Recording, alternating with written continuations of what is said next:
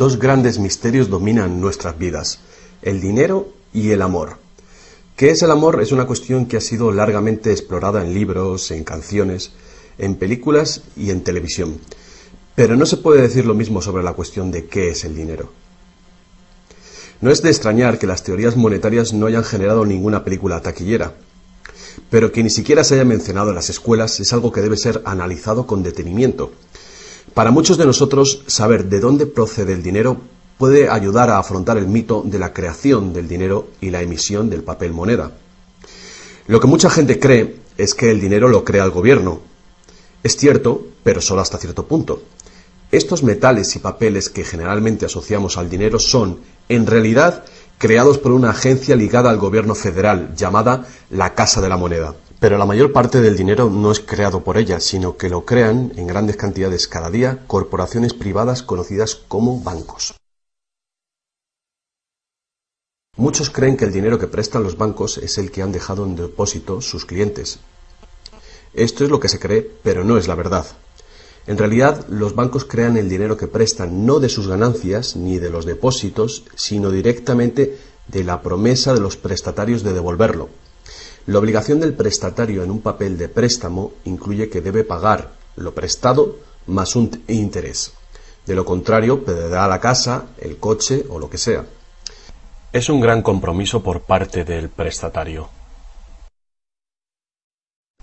¿Cuál es el compromiso por su parte del banco? El banco solo inventa dinero que no posee y lo escribe en la cuenta del prestatario. ¿Suena raro? Pero así es.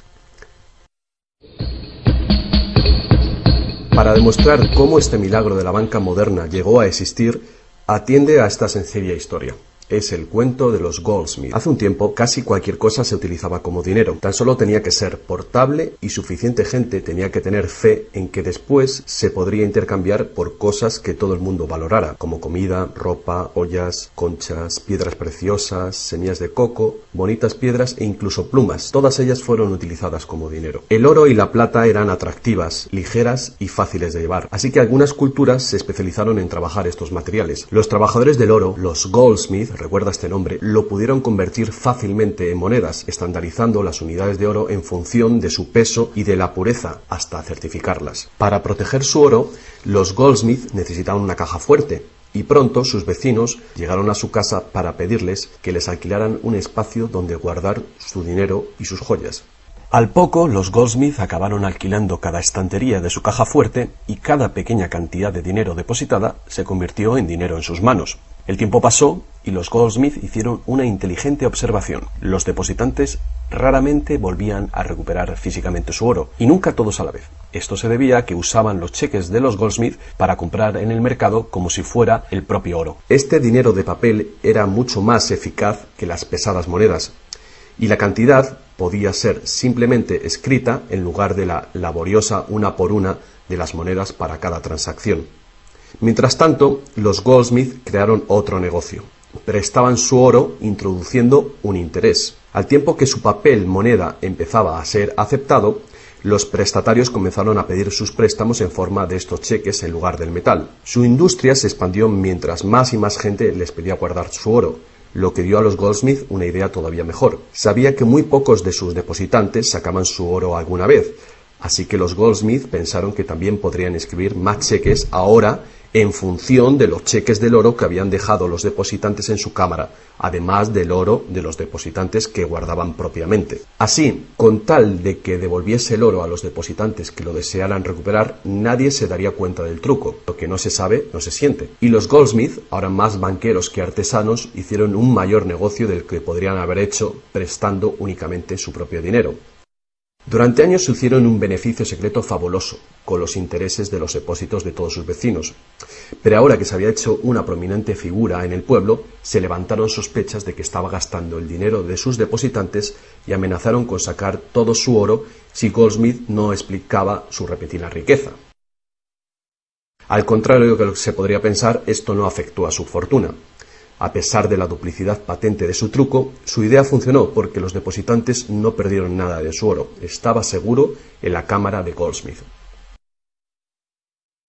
En vez de sacar su oro, los depositantes acordaron que Goldsmith, ahora convertido en su banquero, debía compartir la fortuna que habían contribuido a crear, otorgándoles un interés por su oro.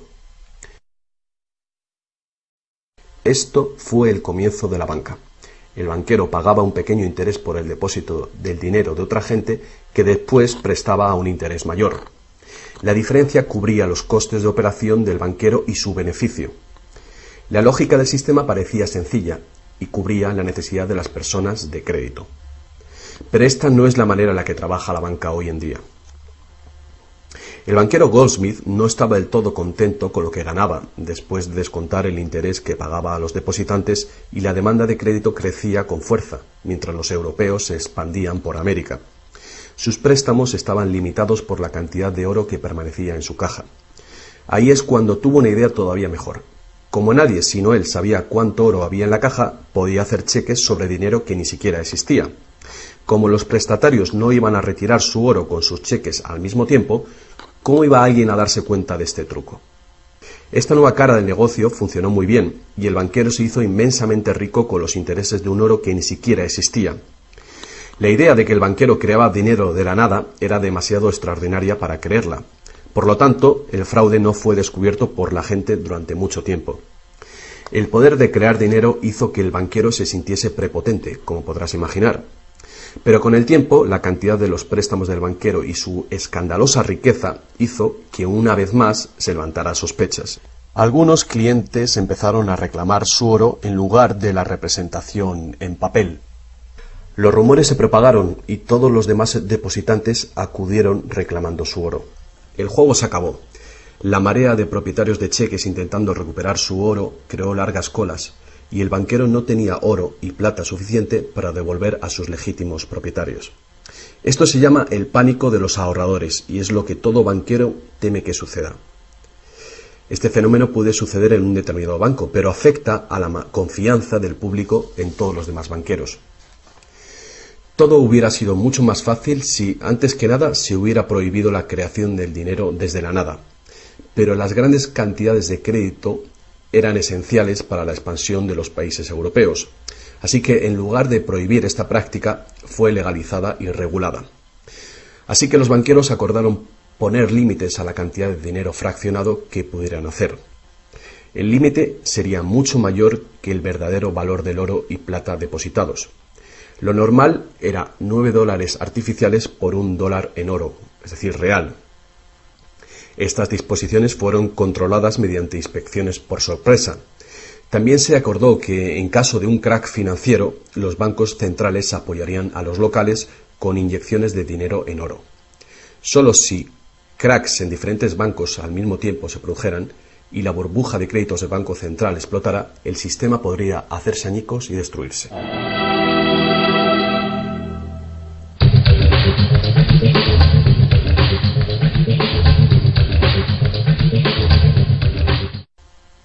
A lo largo de los años, el dinero fraccionado y su sistema integrado por un banco central regulador se ha convertido en el sistema bancario dirigente del mundo.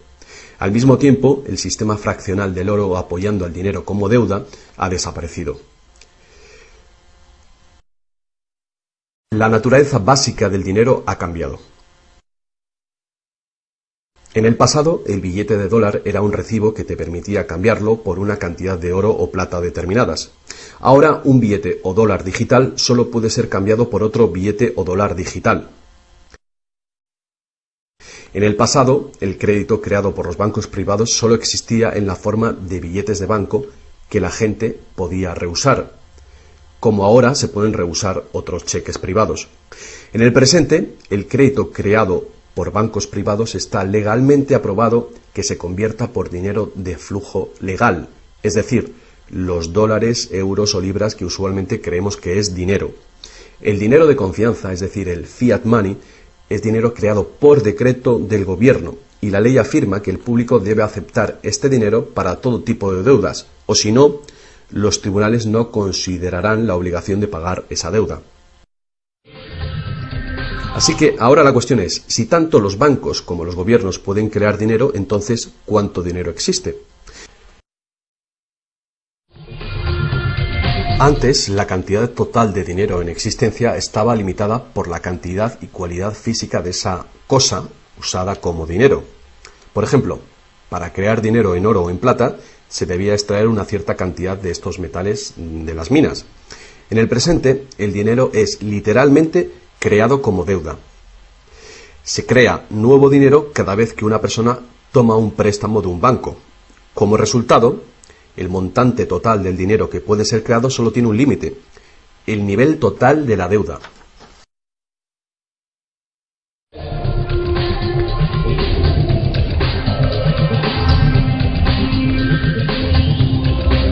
Los gobiernos ponen una disposición adicional para limitar la creación de dinero, imponiendo reglas conocidas como requerimientos fraccionales de la reserva. Son arbitrarias en su misma esencia. Estos requerimientos varían de un país a otro y de un tiempo a otro. En el pasado se obligaba a los bancos a tener al menos $1 en oro por cada $10 creados. Hoy en día, la proporción ya no tiene relación con el dinero actualmente en depósito, sino con el dinero creado a su vez de la deuda creada sobre el dinero en depósito en el banco.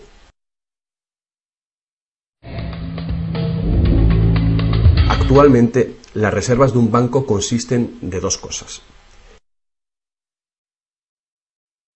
la cantidad del dinero del Estado o equivalente más la cantidad existente de dinero deuda que el banco tiene en depósito. Para ilustrar esto de una manera simple, imaginemos que ha abierto un banco nuevo y todavía no tiene depósitos. Los inversores en este banco han hecho un depósito de $1.111,12. Este es el dinero existente en el Banco Central, que llamaremos principal. La proporción de dinero en reserva es de 9:1. Paso 1. Las puertas se abren y el banco da la bienvenida a su primer cliente. Necesita $10.000 para comprar un coche. Con la proporción de 9:1, el nuevo banco necesita que el Banco Central le permita crear 9 veces esa cantidad, o $10.000, desde la base de la deuda contraída por la solicitud de préstamo del cliente. Esos $10.000 no se sacan de ningún lado.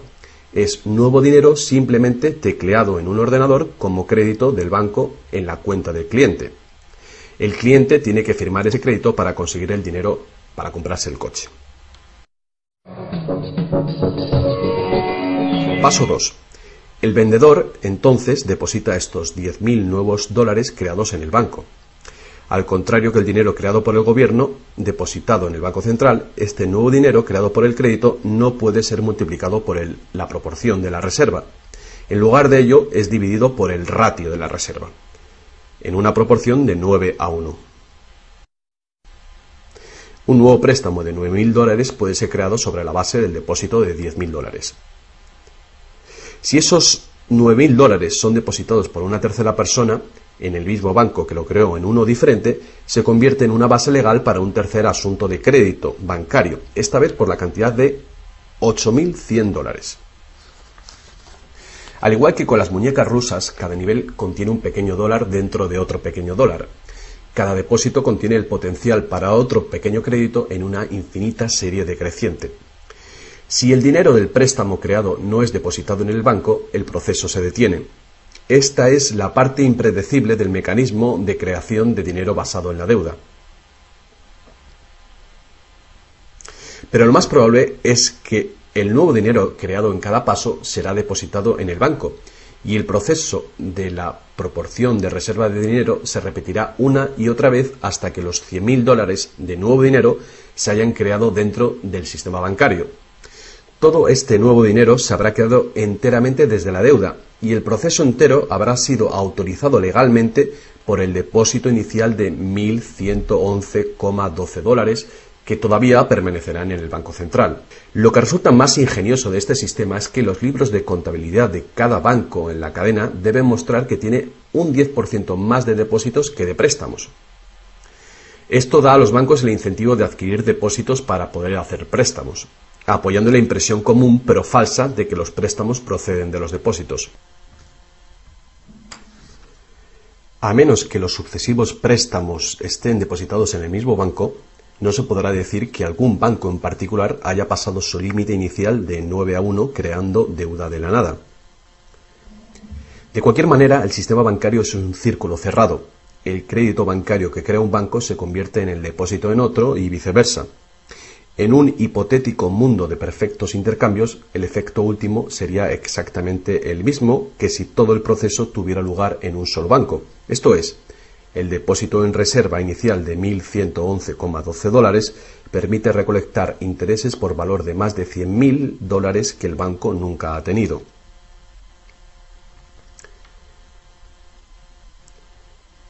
Si esto te resulta extraño, atiende esto. En tiempos recientes, como resultado de la presión de los lobbies bancarios, los requerimientos para hacer un depósito de reserva en el Banco Central prácticamente han desaparecido en la mayoría de los países. Y las proporciones de reserva pueden ser más altas que 9-1. Para algunas cuentas, 20-1 y para otras 30-1 son comunes.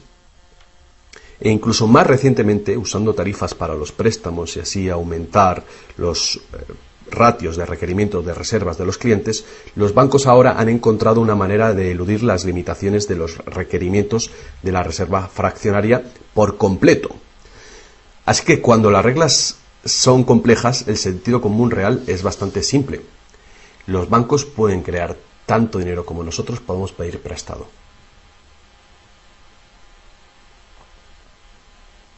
A pesar del interminable proceso de creación de dinero que hemos visto, tan solo alrededor de un 5% es el tipo de dinero creado por la Casa de la Moneda de entre todo el dinero que hay en circulación. Más del 95% de todo el dinero en el mercado hoy ha sido creado por alguien firmando una solicitud de endeudamiento con un banco. Y lo que es más, este dinero bancario de crédito es creado y destruido en grandes cantidades cada día, según se conceden nuevos préstamos y los viejos son pagados.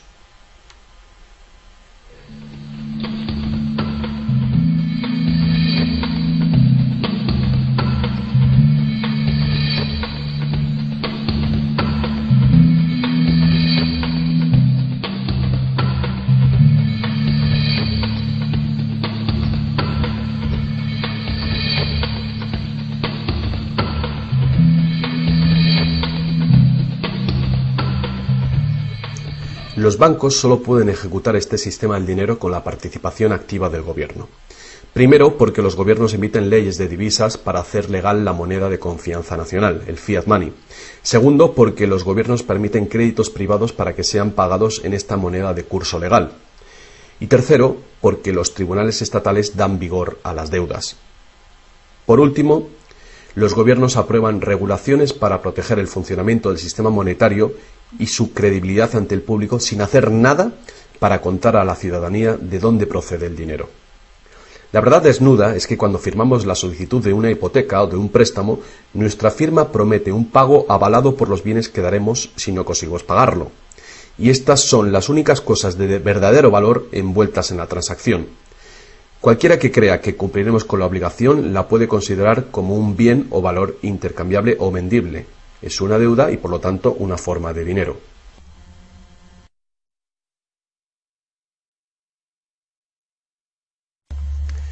Es el dinero que el prestatario intercambia por lo que el banquero llama préstamo.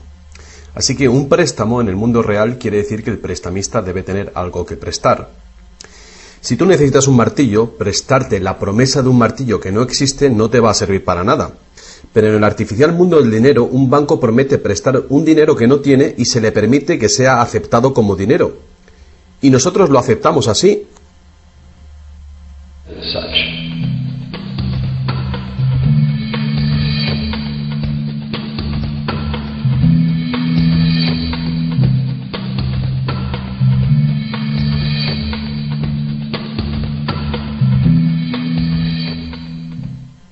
Una vez que el prestatario firma la solicitud de préstamo, el banco lo consigna como una transacción en su ordenador, con unas cuantas claves, escribiendo una deuda del prestatario con el banco.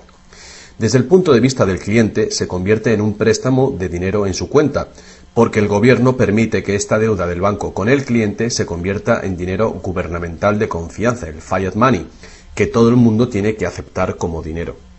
Otra vez, la verdad básica es muy sencilla. Sin el documento que el prestatario firma, el banquero no tendría nada que prestar. ¿Alguna vez te has preguntado cómo todas las instituciones, el gobierno, las corporaciones, los pequeños negocios, las familias, pueden estar todos en deuda al mismo tiempo y por esas cantidades tan astronómicas? ¿Alguna vez te has preguntado cómo puede haber tanto dinero al mismo tiempo para prestar? Bien, ahora ya lo sabes. No lo hay.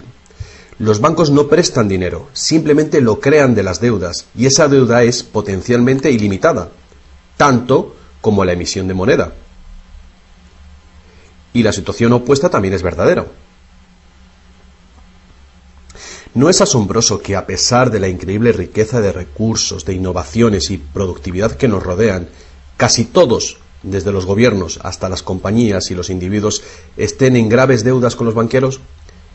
Si la gente se parara a pensar cómo esto puede suceder, ¿cómo puede ser que la gente que produce la verdadera riqueza en el mundo estén en deuda con aquellos que únicamente prestan el dinero que representa la riqueza?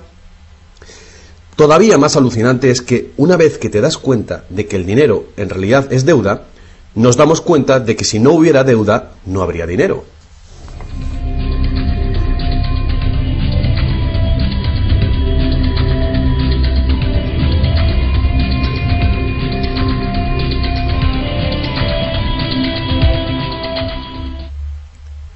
Si esto es nuevo para ti, no eres el único. Mucha gente piensa que si todas las deudas se pagaran, el estado de la economía mejoraría. Es cierto a un nivel individual. Como tenemos más dinero para gastar cuando dejamos de pagar una deuda, pensamos que si todo el mundo pagara sus deudas, habría más dinero para gastar.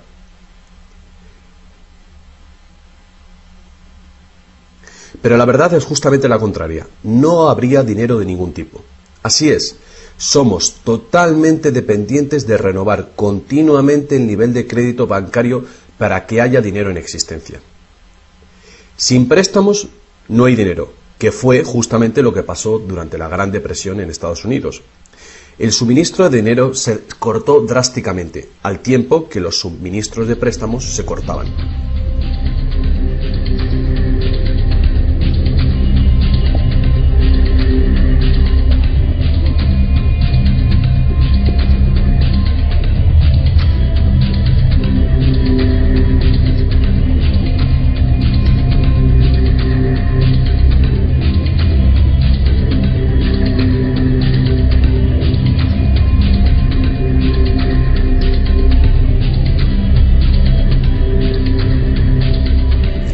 Pero eso no es todo. Los bancos solo crean la cantidad del dinero principal, no crean el dinero con el que pagar los intereses. ¿De dónde se supone que viene todo este dinero? El único lugar del cual los prestatarios pueden obtener el dinero para pagar los intereses es del total del dinero que hay en circulación. Pero resulta que casi todo ese dinero general ha sido creado de la misma manera. Es decir, como crédito bancario que tiene que ser pagado con más dinero de aquel con el que fue creado. Así que por todas partes hay prestatarios en la misma situación, intentando obtener el dinero para pagar tanto el dinero principal como el interés. Desde un fondo original, la piscina, que solo tiene dinero principal, es claramente imposible para cada uno pagar el dinero principal más los intereses, porque el dinero del interés no existe. Esto se puede expresar con una simple ecuación matemática. El gran problema aquí es que en caso de préstamos de largo plazo como hipotecas y deuda pública, el interés total excede mucho al dinero principal. Así que, a menos que un montón de nuevo dinero sea creado para pagar los intereses, es decir, un gran número de nuevas hipotecas, no podrá funcionar la economía. Para mantener una sociedad que funcione, la proporción de cancelaciones de deudas tiene que ser baja. Así que para conseguir esto, más y más dinero deuda tiene que ser creado para satisfacer la demanda de dinero con el fin de servir el interés de la deuda previa. Pero por supuesto, esto hace que el nivel de la deuda sea todavía mayor y que más intereses tengan que ser pagados, resultando en una escalable e imparable espiral de endeudamiento.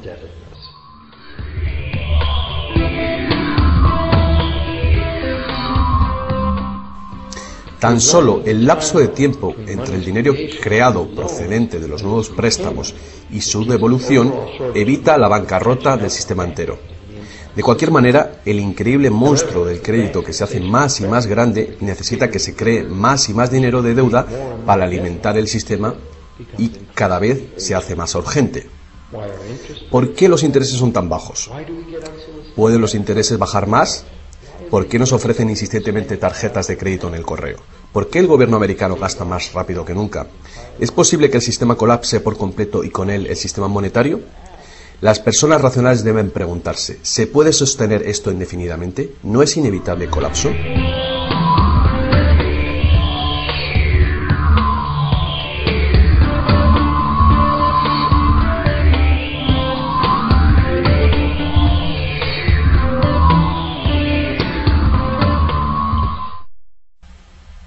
El dinero facilita la producción y el intercambio de bienes.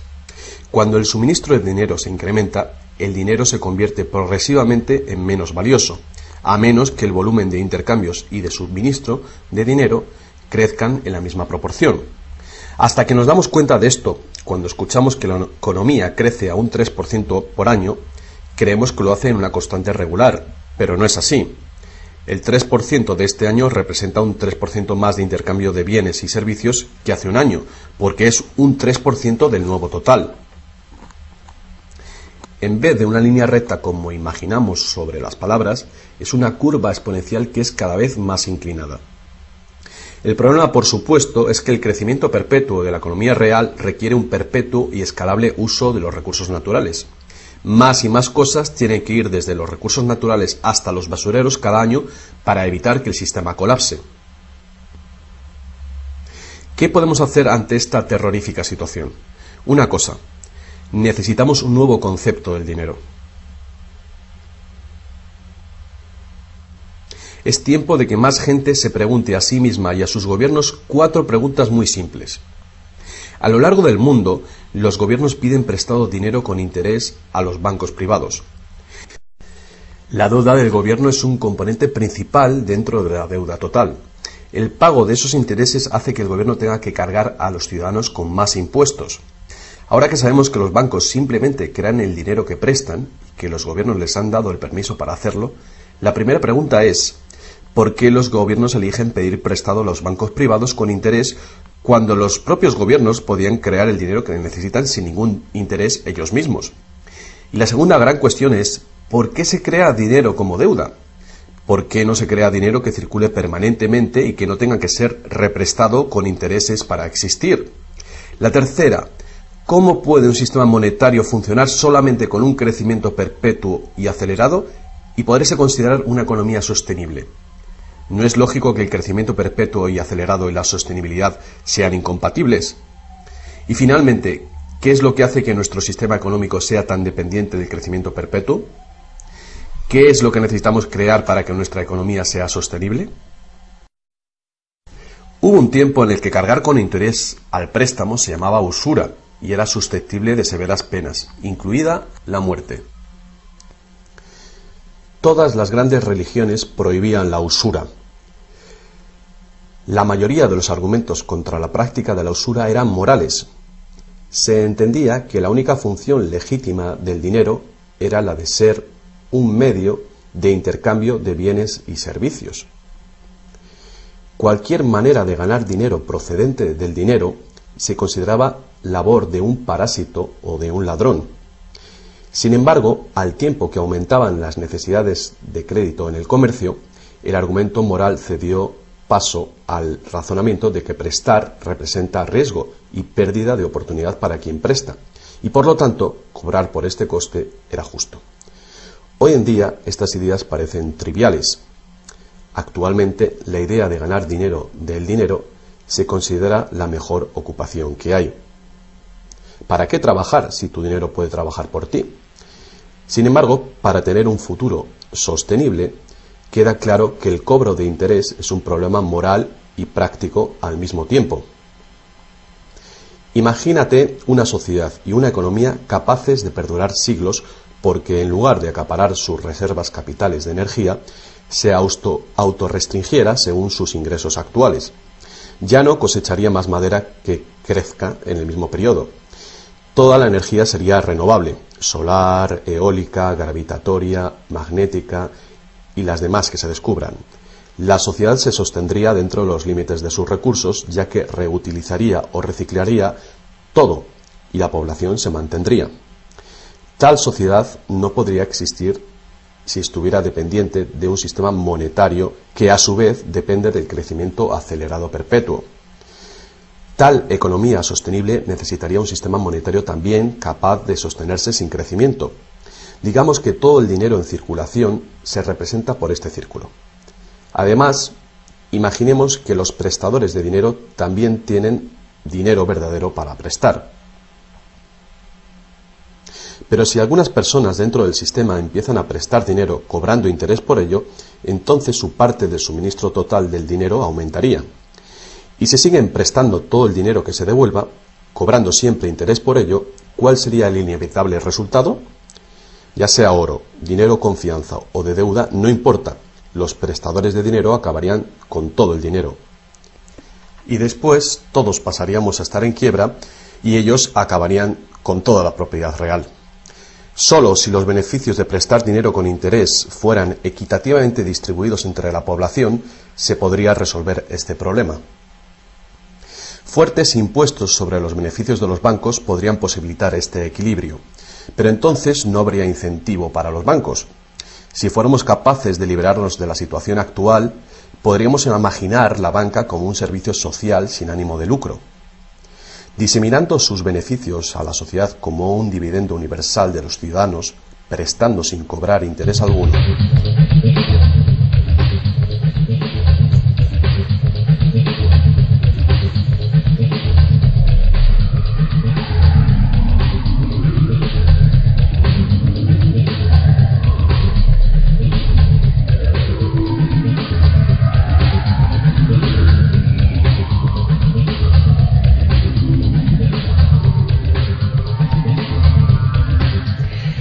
Si es la naturaleza fundamental del sistema lo que causa los problemas, correcciones al propio sistema jamás resolverán los problemas.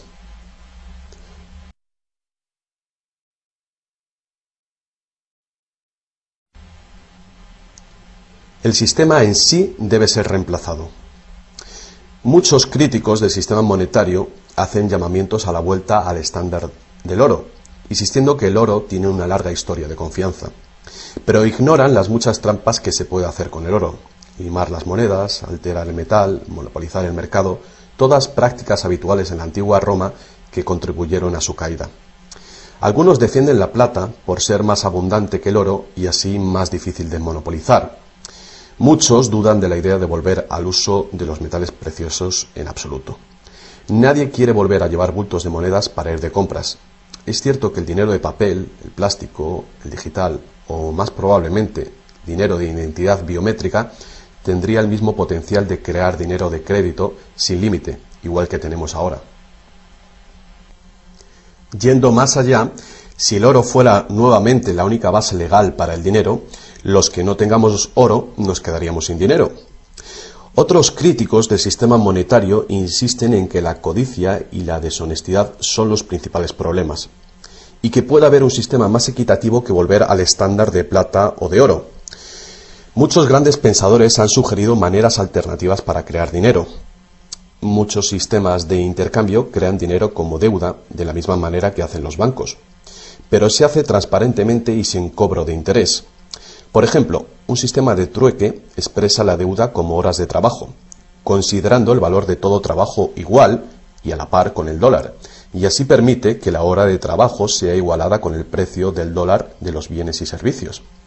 Este tipo de sistema puede organizarlo cualquier persona capaz de gestionar la contabilidad. La preparación ahora de sistemas de trueque a nivel municipal sería prudente en previsión del inminente colapso del sistema actual. La reforma monetaria, al igual que la reforma electoral, es un tema muy polémico. Es una reforma que requiere una voluntad de cambio y de pensar fuera del cubículo habitual.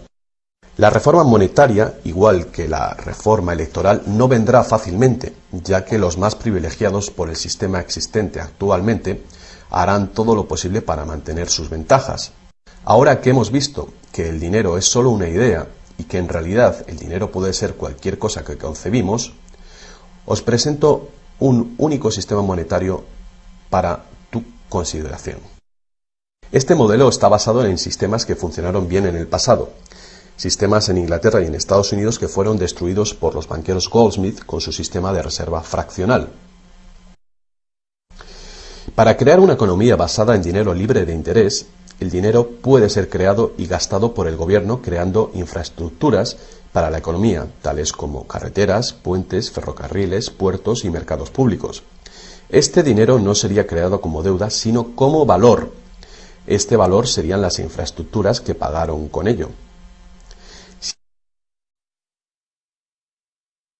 Si este nuevo dinero proporciona más comercio, requiriendo su uso, no produciría inflación alguna. En el caso de que los gastos gubernamentales sí causaran devaluación o inflación, habría dos posibilidades para resolverlo. La inflación es equivalente a un impuesto plano sobre el dinero. No importa si el valor del dinero se devalúa en un 20% o si el gobierno nos quita con impuestos un 20%. El efecto en nuestro poder adquisitivo es el mismo. De esta manera, la inflación, en lugar de impuestos, podría ser políticamente aceptable con tal de que sea debidamente empleada. El gobierno podría contrarrestar la inflación recaudando impuestos y eliminando este dinero del mercado. Así reduciría el suministro de dinero y restauraría su valor. Para controlar la deflación, la caída de precios y sueldos, el gobierno sencillamente gastaría más dinero. Con la ausencia de la creación de dinero de deuda, el gobierno tendría más control del suministro del dinero del país y el público sabría a quién echar la culpa. Los gobiernos ascenderían y caerían según su capacidad para conservar el valor del dinero.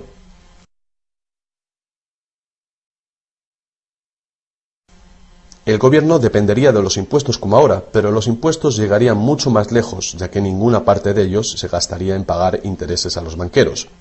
No podría haber ninguna deuda nacional si el gobierno sencillamente creara el dinero que necesita. Nuestro perpetuo servicio a los bancos pagando la deuda dejaría de existir.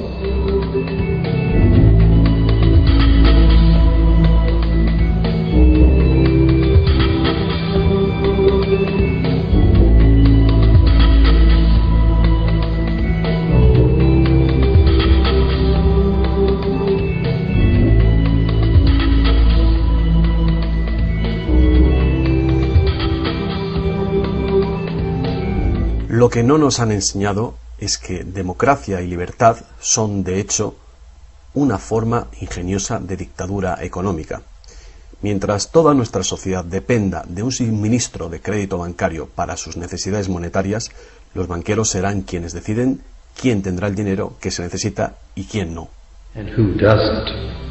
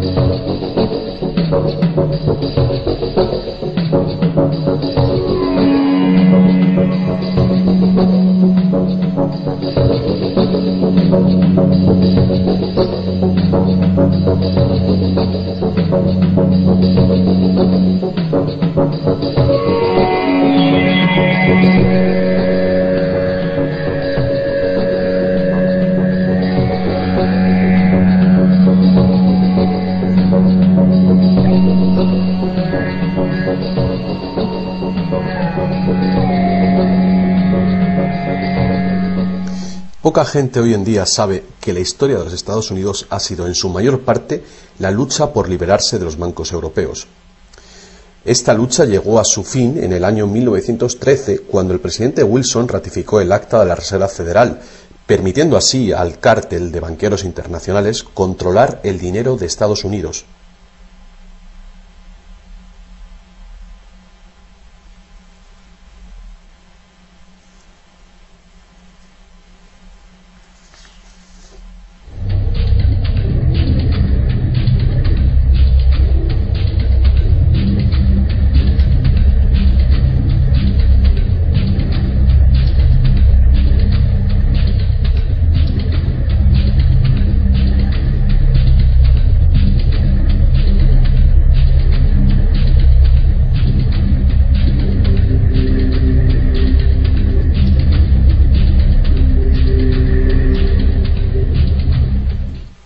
El poder de este sistema está profundamente integrado.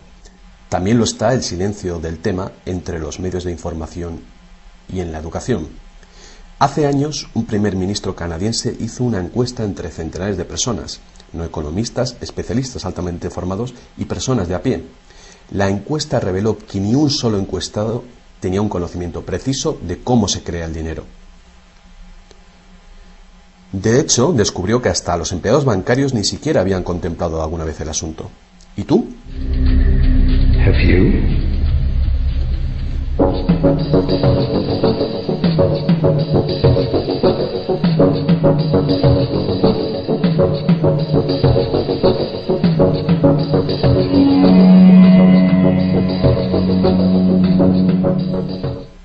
El sistema moderno de dinero como deuda nació hace más de 300 años, cuando un decreto real otorgó al primer Banco de Inglaterra el poder de emitir recibos de oro fraccionales con un modesto porcentaje de 2:1.